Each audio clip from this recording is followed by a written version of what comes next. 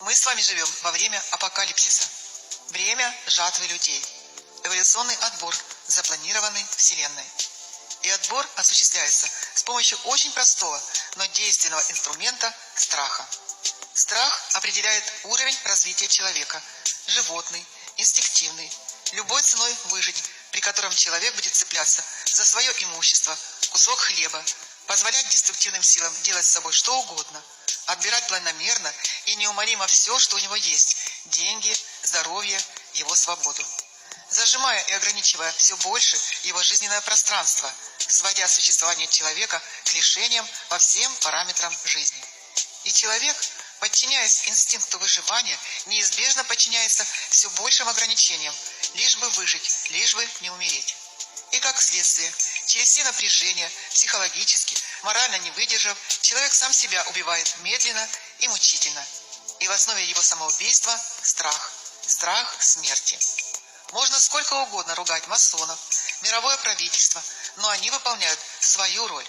Задачи, которые они решают, находятся в руках той силы, что создала и человечество, и их самих.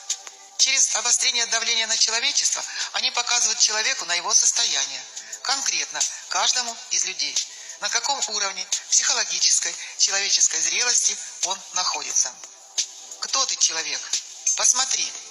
Ты – животное, что строит свои реагирования из страха и привычки бездумно подчиняться силе. Или ты сам имеешь силу, разум и достоинство, которое наделил тебя Бог? Сейчас время выбора каждого человека, и это время стремительно утекает. Планета стремительно преображается. Она уже вся гудит от высоких вибраций. Это энергии новой Земли. Они вспенивают во всем разумном все низменное, темное, рабское, все, что от животного в каждом существе, и показывают ему, кто ты есть, увидь себя. Сейчас все маски сброшены. Паразитарные силы уже не скрывают свою конечную цель – уменьшить количество населения кратно, подчинить полностью их волю.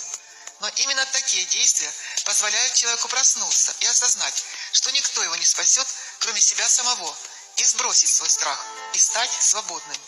Страх как мембрана, которая отделяет человека от сознания своей свободы и силы. Когда человек перестает бояться, он перестает быть видимым для структур подавления. Они перестают его считывать. Почему? Из-за разности вибраций.